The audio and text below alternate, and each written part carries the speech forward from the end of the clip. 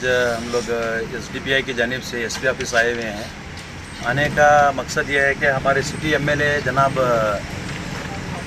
बसनगौड़ा पाटिल यत्नाल साहब ने एक 2 दिन पहले न्यूज़ चैनल के ज़रिए एक अपनी स्टेटमेंट दिया हुआ है कि जिसमें जो है एक freedom fighter, first freedom fighter of India जिन्हें कहा जाता है टीपू सुल्तान रहमतुल्लाह अलैह को, उनके बेइज्जती की जैसे जो है इन्होंने जुमले इस्तेमाल किए हुए हैं। जैसा कि इन्होंने कहा कि जिस कदर असेंबली में बात चली हुई है कि मैसूर एयरपोर्ट को जो है टीपू सुल्तान रहमतुल्लाह अलैह का नाम दिया जाए, तो इसके रिएक्ट में जो है हमारे बसनगौड़ा यत्नाल साहब ने टीपू सुल्तान का नाम जो है शौचालय को रखा जाए बोलकर एक स्टेटमेंट दिया हुआ है, जो कि एक बहुत ही नागवारा स्टेटमेंट है, जिसकी वजह से आने वाले हालात में जो है बीजापुर शहर के हो या फिर कर्नाटका के हो, माहौल बिगड़ने का जो है एक स्टेटमेंट है कि एक अनकॉन्स्टिट्यूशनल स्टेटमेंट है। एक आप एक असेंबली के एक रुकन होकर आप एक MLA होते हुए जो है इस कदर अनकॉन्स्टिट्यूशनल आप स्टेटमेंट दे रहे हैं बोले तो पहली डिमांड हमारी, सबसे पहली डिमांड हमारी सरकार से ये है कि इनको जो है इनके पद से उतारा जाए।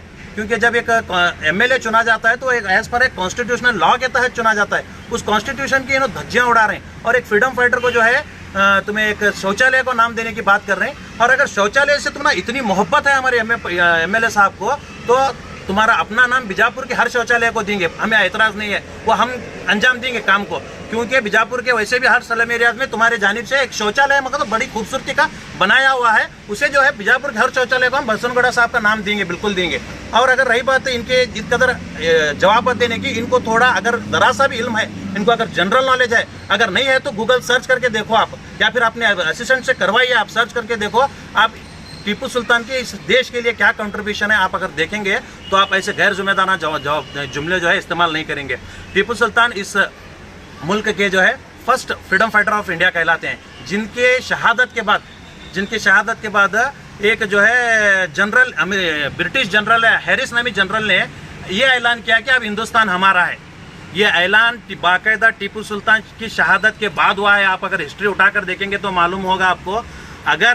अगर आप इसमें देखेंगे तो वहाँ कहीं भी आपको जो है सावरकर की मौत के बाद हिंदुस्तान हमारा है बोल के नहीं बोले, टीपू सुल्तान की मौत के बाद, क्योंकि अंग्रेजों ने सबसे पहले जो मुकाबला कर रहे थे वो टीपू सुल्तान रहमतुल्लाह अलैह के साथ कर रहे थे। और 20 साल तक, लगभग 20 साल तक जो है एक दीवार की तरह हिंदुस्तान की एक दीवार बने रहकर टीपू सुल्तान ने जो है इस मुल्क को बचाया है। इस मुल्क की खातिर जो है अपने 2 बच्चों को अंग्रेजों के यहाँ पर गिरोह, 3rd एंग्लो वार के अंदर 2 अपने बच्चों को जो है अंग्रेजों के यहाँ पर मुआहदे के तहत गिरोह तक भी इन्होंने रखा हुआ था। इतनी बड़ी कुर्बानियां देने वाला शख्स को जो है आप आज एक अनकॉन्स्टिट्यूशनल सेंटेंस के तहत उनकी बेइज्जती कर रहे हैं, तो आप पर कार्रवाई होना जरूरी है। जिसके तहत आज हम लोग SDPI की जानिब से SP ऑफिस को भी आए हुए हैं। हमारा इनवर्ड में भी हम लोग दिए हुए हैं, ये हमारा रिसीव्ड कॉपी है। SP साहब जो है मौजूद नहीं है, SP साहब किसी मीटिंग में है, हमने को उन्हें कॉल किया था, तो वो आने के बाद में जो है हम लोग जो है इंशाल्लाह उनसे और मुलाकात करेंगे और पर्सनली मिलकर भी ये कंप्लेंट हम उनको देंगे। और हमारी एक उम्मीद है SP साहब से कि बीजापुर का जिस कदर एक शांतिपूर्वक माहौल है, यहाँ पर हिंदू मुस्लिम मिलकर जो रहते हैं, एक दूसरे के साथ जो भाईचारा का रोल अदा करते हैं, इस रोल को बरकरार रखने के लिए SP साहब का एक सबसे बड़ा रोल है कि आप इन पर केस करें। और वैसे भी सुप्रीम कोर्ट का एक ऑर्डर है कि अनकॉन्स्टिट्यूशनल सेंटेंस जो भी इस्तेमाल करता है इस देश के अंदर, उसके ऊपर अगर कोई कंप्लेंट नहीं कर रहा है, अगर कोई कंप्लेंटेंट नहीं है, तो उसके बावजूद भी आप लोगों को जो है उसे सो मोटो करना जरूरी है। इसके बावजूद भी, इतने सुप्रीम कोर्ट के ऑर्डर होने के बावजूद भी हमारे बीजापुर शहर में SP साहब किसी किस्म का सो मोटो नहीं किए हुए हैं।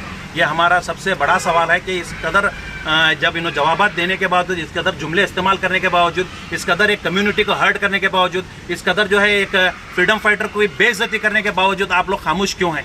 आप लोगों की खामोशी की वजह क्या है? चलिए, आप सो मोटो नहीं करना चाहते, हम अपनी जानिब से कंप्लेंट लिखाने के लिए तैयार हैं। हमारा आप कंप्लेंट लें। अगर आप कंप्लेंट नहीं लिखेंगे तो हम कानूनी कार्रवाई में और भी इसमें मजीद आगे बढ़ेंगे। हम इस मामले में रुकने वाले नहीं, और इस मामले में हम किसी किस्म का कॉम्प्रोमाइज़ करने वाले नहीं, आप याद रखिए। क्योंकि ये मामला सिर्फ टीपू सुल्तान रहमतुल्लाह अलैह के साथ साथ पूरी कम्युनिटी का और पूरे देश का है। इस कदर के जवाबात आपके देश के माहौल को बिगाड़ सकते हैं, जिसका जिम्मेदार हमारे MLA यत्नाल साहब रहेंगे। अगर एक्शन नहीं लेंगे तो हमारा पुलिस डिपार्टमेंट रहेगा। तो हमारी एक दरख्वास्त MLA हमारे SP साहब से है कि आप हमारे कंप्लेंट को लीजिए। हम जिस कदर रिसीव्ड में इनवर्ड में देख रहे हैं, रिसीव्ड हमारे पास है, हम आपसे पर्सनल मुलाकात करेंगे, उस पर भी हम लोग जो है इंशाल्लाह आपसे बातचीत करेंगे।